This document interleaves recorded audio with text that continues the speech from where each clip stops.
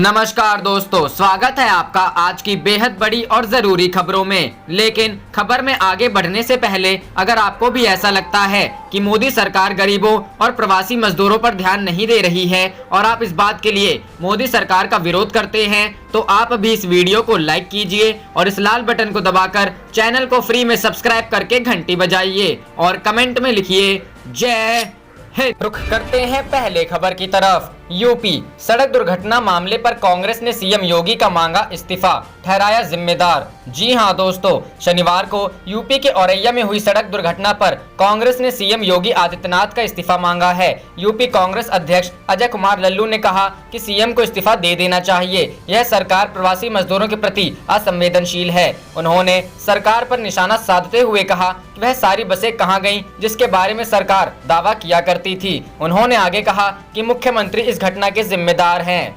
रुख करते हैं अगली खबर की तरफ। प्रवासी मजदूरों की हालत पर कपिल सिब्बल ने उठाए सवाल, कहा कब जागेगी कोर्ट, कब पूछेगी सवाल। जी हां दोस्तों, कोरोना महामारी से बचने के लिए देश में लॉकडाउन लगाया गया, लेकिन इसका सबसे ज्यादा प्रभाव गरीब और मजदूर वर्ग पर पड़ा। अभी प्रवासी मजदूर अपने घरों को जाने के लिए पैदल सड़कों पर निकल गए। इस दौरान कुछ बड़े हादसे भी हुए। सरकार ने मजदूरों को उनके घर पहुंचाने के लिए जो प्रयास किए वो सफल नहीं रहे। हालांकि कुछ को राहत मिली, लेकिन अधिकतर सड़कों पर पैदल चलते हुए घर पहुंचने की कोशिश में ही रहे।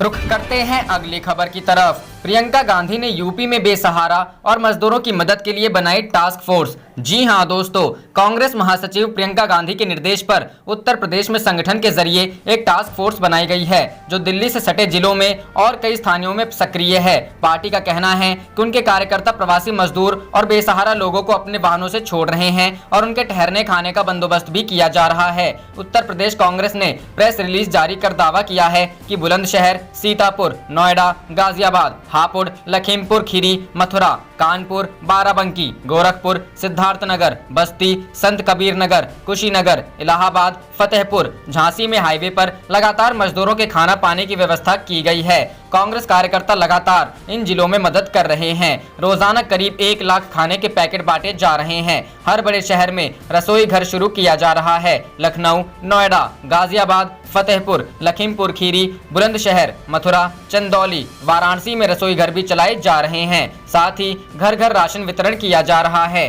कांग्रेस का दावा है कि अब तक 60 लाख लोगों तक राशन भोजन की मदद हुई है। रुख करते हैं अगली खबर की तरफ। गुजरात में फंसे बालोद के मजदूर वीडियो जारी कर भूपेश सरकार से लगाई मदद की गुहार। जी हां दोस्तों, देश भर में सरकार गरीब और जरूरतमंद मजदूरों की मदद का दावा कर रही है। इसके बावजूद मजदूरों की बेचारगी और बेबसी के मामले भी कम नहीं हुए हैं। ऐसा ही एक मामला गुजरात के भुज से आया है, जहां फंसे मजदूरों ने छत्तीसगढ़ सरकार से घर वापसी की गुहार लगाई है। बताया जा रहा है कि गुजरात में मजदूरी करने गए बालोद जिले के 7 मजदूर भुज के लॉकडाउन के कारण फंसे हुए थे। मजदूरों को पैदल छत्तीसगढ़ आते समय पुलिस कर्मियों ने रोककर सभी को भुज के शेल्टर होम में रख दिया है। मजदूरों ने वीडियो जारी कर छत्तीसगढ़ सरकार से मदद की अपील की है और कहा है कि उन्हें सरकार घर वापस लाए। रुख करते हैं अगली खबर की तरफ। तेजस्वी यादव ने कहा क्वारंटाइन सेंटर में मजदूरों को खाने के लिए मात्र सूखा चूरा, नमक और मिर्च दिया जा रहा है। शर्म करो, ये इंसान है, पशु नहीं। जी हां दोस्तों, देश में लगे लॉकडाउन के बावजूद भी कोरोना वायरस का कहर जारी है। बिहार में तेजी से कोरोना वायरस के मामले बढ़ रहे हैं। इस बीच आरजेडी नेता तेजस्वी यादव ने नीतीश कुमार की सरकार पर हमला बोला है और आरोप लगाया है कि अब प्रवासी मजदूरों को क्वारंटाइन सेंटर में मात्र सूखा चूरा, नमक और मिर्च दिया जा रहा है। तेजस्वी यादव ने रविवार को ट्वीट कर कहा, सहरसा के क्वारंटाइन सेंटर में अब प्रवासी श्रमिकों को खाने के लिए मात्र सूखा चूरा, नमक और मिर्च दिया जा रहा है। रुख करते हैं अगली खबर की तरफ। बंगाल हिंसा भड़काने के आरोप में बीजेपी के 2 सांसदों पर केस दर्ज। जी हां दोस्तों, सांसदों पर हिंसा भड़काने का आरोप। चांदनगर में सांसदों के खिलाफ केस दर्ज। पश्चिम बंगाल में भारतीय जनता पार्टी के 2 सांसद लॉकेट चटर्जी और अर्जुन सिंह पर हिंसा भड़काने का आरोप लगा है। सांसदों पर आरोप है कि उन्होंने कथित तौर पर हुगली जिले के तेलीनिपारा गांव में हिंसा भड़काई है। सांसदों के खिलाफ चांदनगर पुलिस कमिश्नरेट में मामला दर्ज किया गया है। दोनों सांसदों को एक नोटिस भी जारी किया गया है, जिसमें कहा गया है इस मामले में सांसद को 22 मई को पेश होना होगा। 12 बजे उनसे हिंसा मामले में पूछताछ की जाएगी। यह notice inspector of police Saurabh Bandopadhyay की ओर से जारी किया गया है। रुख करते हैं अगली खबर की तरफ। दिल्ली, राहुल गांधी ने की मजदूरों से मुलाकात, फुटपाथ पर बैठ जाना उनका हाल। जी हां दोस्तों, राहुल गांधी ने फुटपाथ पर बैठकर जाना मजदूरों का हाल। प्रवासी मजदूरों के मुद्दे पर सरकार पर हमलावर हैं राहुल गांधी। कांग्रेस के पूर्व अध्यक्ष राहुल गांधी ने प्रवासी मजदूरों से मुलाकात की है। कांग्रेस नेता ने शनिवार को दिल्ली के सुखदेव विहार फ्लाईओवर के पास मजदूरों से मुलाकात की। राहुल गांधी ने फुटपाथ पर बैठकर उनसे बातचीत की और उनकी समस्याएं जानी। उन्होंने भारतीय युवा कांग्रेस और दिल्ली प्रदेश कांग्रेस कमेटी से दिल्ली में फंसे प्रवासी मजदूरों की सुरक्षित घर वापसी की व्यवस्था करने को कहा है। राहुल गांधी की मजदूरों से मुलाकात पर कांग्रेस ने ट्वीट किया कि लोगों के दर्द को केवल वही नेता समझ सकते हैं जो उनका ध्यान रखते हैं।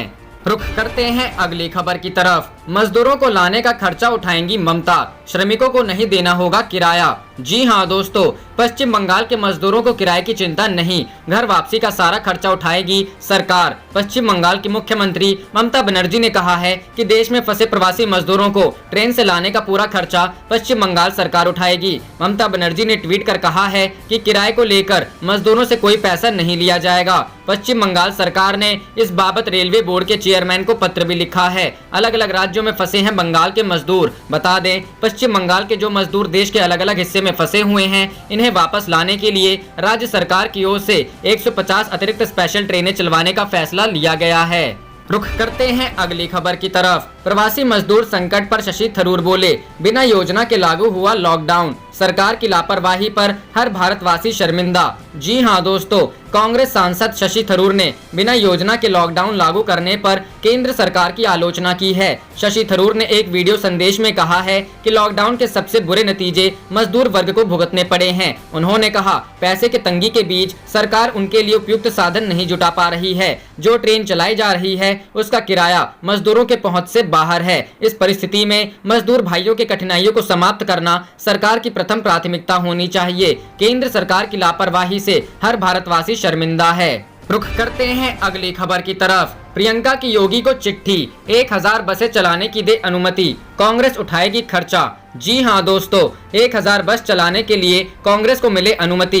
प्रदेश अध्यक्ष ने मुख्यमंत्री कार्यालय को दिया पत्र। कोरोना वायरस के कारण लागू लॉकडाउन से सार्वजनिक परिवहन के साधनों के पहिए रुके हैं। साधन के अभाव में अन्य प्रदेशों में फंसे मजदूर बड़ी संख्या में पैदल ही या ट्रकों से अपने प्रदेश लौट रहे हैं। डीसीएम से लौट रहे 24 श्रमिकों की और यह हाथ, इसे लेकर विपक्ष सरकार पर हमलावर है। ट्वीट कर सरकार और सरकार की सोच पर सवाल खड़े करने वाली कांग्रेस महासचिव प्रियंका गांधी ने अब मुख्यमंत्री योगी आदित्यनाथ को पत्र लिखा है। प्रियंका गांधी ने मुख्यमंत्री को पत्र लिखकर कहा है कि प्रवासी मजदूरों को सुरक्षित उनके घर पहुंचाने के लिए कांग्रेस अपने स्तर से बसें चलाना चाहती है। रुख करते हैं अगली खबर की तरफ। लॉकडाउन, राहुल गांधी का वार, पैकेज के नाम पर साहूकार ना बने सरकार। जी हां दोस्तों, लॉकडाउन ने कोरोना वायरस के प्रसार को तो रोका, लेकिन इसके साथ ही कई सारी आर्थिक समस्याएं भी खड़ी हो गई हैं। ऐसे में सरकार के सामने लोगों को कोरोना महामारी और उनके आर्थिक नुकसान दोनों से निपटने की चुनौती है। पीएम नरेंद्र मोदी ने हाल ही में 20 लाख करोड़ रुपए के विशेष आर्थिक पैकेज का ऐलान किया है। कांग्रेस के पूर्व अध्यक्ष राहुल गांधी ने सरकार की मदद को किसानों, व्यापारियों और प्रवासी मजदूरों के लिए नाकाफी बताया है। उन्होंने कहा कि सरकार की मदद कर्ज का पैकेट नहीं होना चाहिए, किसान, प्रवासी मजदूर की जेब में सीधा पैसा जाना चाहिए। राहुल गांधी ने कहा, सड़क पर चलने वाले प्रवासी मजदूरों को कर्ज नहीं, पैसे की जरूरत है। बच्चा जब रोता है तो माँ उसे लोन नहीं देती, उसे चुप कराने का उपाय निकालती है, उसे ट्रीट देती है। सरकार को साहूकार नहीं, माँ की तरह व्यवहार करना होगा। उन्होंने कहा कि ऐसे लोगों के लिए सरकार, विपक्ष और मीडिया सभी को मिलकर काम करना चाहिए। प्रभावित सभी लोगों के बैंक अकाउंट में सरकार को सीधे पैसे भेजना चाहिए। राहुल गांधी ने सरकार के फैसले को लेकर कहा जा रहा है कि राजकोषीय घाटा बढ़ने की वजह से एजेंसियों की नज़र में भारत की रेटिंग कम हो जाएगी। मेरा मानना है कि फिलहाल भारत के बारे में सोचिए, रेटिंग के बारे में नहीं। भारत के सभी लोग अगर ठीक रहेंगे तो एक बार फिर से मिलकर काम करेंगे और रेटिंग अपने आप ठीक हो जाएगा। उन्होंने कहा कि लॉकडाउन को हमें धीरे धीरे समझदारी से उठाना होगा, क्योंकि यह हमारे सभी समस्याओं का समाधान नहीं है। हमें बुजुर्गों, बच्चों सभी का ख्याल रखते हुए धीरे धीरे लॉकडाउन उठाने के बारे में सोचना होगा, जिससे कि किसी को कोई खतरा ना हो। राहुल गांधी अगर प्रधानमंत्री होते तो वे क्या करते? इस सवाल के जवाब में राहुल गांधी ने कहा कि मैं प्रधानमंत्री नहीं हूं, लेकिन एक विपक्ष के नेता के तौर पर कहूंगा कि कोई भी आदमी घर छोड़कर दूसरे राज्य में जाता है तो काम की तलाश में जाता है। इसलिए सरकार को रोजगार के मुद्दे पर एक राष्ट्रीय रणनीति बनानी चाहिए। राहुल ने कहा कि मेरे हिसाब से सरकार को 3 टर्म, शॉर्ट, मिड और लॉन्ग टर्म में काम करना चाहिए। शॉर्ट टर्म में डिमांड बढ़ाइए, इसके तहत आप हिंदुस्तान के छोटे और मंझोले व्यापारियों को बचाइए, इन्हें रोजगार दीजिए, आर्थिक मदद दीजिए। स्वास्थ्य के हिसाब से आप उन लोगों का ख्याल रखिए जिन्हें सबसे ज्यादा खतरा है। वह मिड टर्म में छोटे और मंझोले व्यापार को मदद कीजिए। हिंदुस्तान को 40% रोजगार इन्हीं लोगों से मिलता है, इसलिए इनकी आर्थिक मदद भी करनी चाहिए। बिहार जैसे प्रदेशों में ही रोजगार बढ़ाने पर ही ध्यान दीजिए। मनरेगा को लेकर राहुल गांधी ने सुझाव देते हुए कहा, 10 साल पहले का भारत और आज का हिंदुस्तान दोनों अलग अलग हैं। आज बहुत सारे मजदूर शहरों में रहते हैं, इसलिए मेरा विचार है कि गांव में इनकी सुरक्षा के लिए मनरेगा और शहर में न्याय न्यूनतम आय योजना होनी चाहिए, जिससे कि इनके बैंक अकाउंट में कुछ पैसा भेजा जा सके। सरकार चाहे तो न्याय योजना को कुछ समय के लिए लागू करके देख सकती है। राहुल गांधी ने एक सवाल के जवाब में कहा कि मेडिकल टेस्ट ठीक से हुआ या नहीं हुआ, इस बारे में 3-4 महीने बाद भी बात हो सकती है। फिलहाल हमें हालात में तेजी से सुधार करने पर ध्यान देना होगा। अब तक जो सो हुआ, आगे के आर्थिक सुधारों को लेकर तेजी से निर्णय लेना होगा। सरकार को भी इसी दिशा में लोगों की मदद के लिए कार्य करना होगा।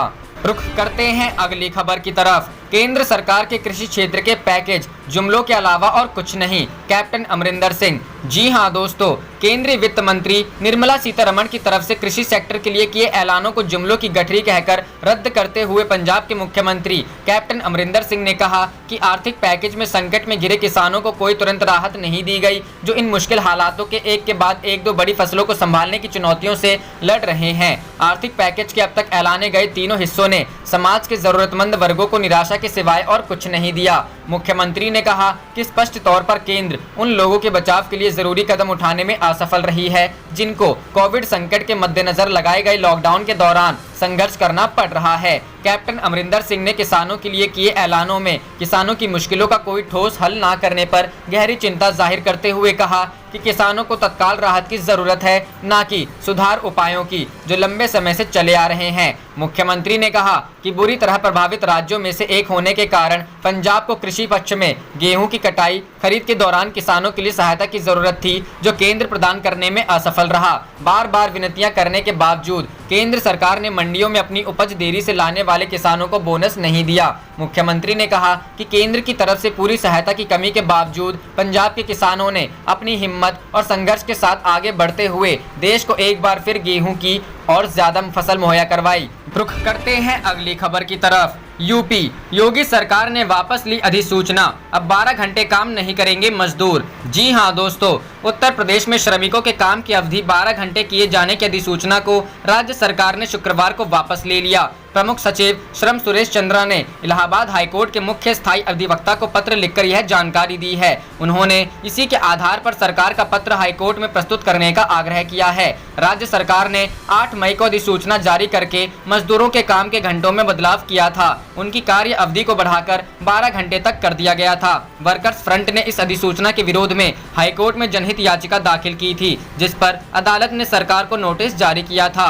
मुख्य न्यायाधीश की खंडपीठ ने नोटिस जारी करते हुए अगली सुनवाई की तिथि 18 मई निर्धारित की है। नोटिस जारी होने के बाद प्रमुख सचिव श्रम ने शुक्रवार को मुख्य स्थायी अधिवक्ता को पत्र भेजकर श्रमिकों की कार्य अवधि 12 घंटे करने के संबंध में 8 मई की अधिसूचना को निरस्त करने की जानकारी दी। रुख करते हैं अगली खबर की तरफ। सड़कों पर दर्द झेल रहे मजदूरों पर बीजेपी सांसद की अमित शाह को चिट्ठी, ये हमारे ही लोग हैं। जी हां दोस्तों, कोरोना वायरस का संक्रमण तेजी से फैल रहा है। इसके प्रकोप को रोकने के लिए देश को लॉकडाउन किया गया है। लॉकडाउन में रोजगार न होने की वजह से प्रवासी मजदूर पैदल ही अपने घरों के लिए निकल गए हैं। मजदूरों की दयनीय तस्वीरें सोशल मीडिया पर रोज वायरल हो रही है। द टेलीग्राफ की एक रिपोर्ट के मुताबिक इसे देखते हुए भाजपा के एक सांसद ने गृह मंत्री अमित शाह को एक पत्र लिखा है। सांसद ने पत्र में शाह से अनुरोध किया है कि वे प्रवासी श्रमिकों के लिए पीएम केयर फंड से 1000 करोड़ रुपए आवंटित करें। उन्होंने लिखा कि यह पैसा मजदूरों के परिवहन पर खर्च किया जाए, क्योंकि सैकड़ों किलोमीटर पैदल चलने वाले मजदूरों की छवि राजनीतिक रूप से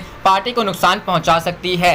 राज्यसभा सदस्य ओम प्रकाश माथुर ने लिखा, ये सब हमारे ही लोग हैं। प्रवासियों की पीड़ा गहन चर्चा का विषय बन गई है। पार्टी के सूत्रों का मानना है कि यह एक संकेत था कि इस बात का प्रतिकूल राजनीतिक प्रभाव हो सकता है।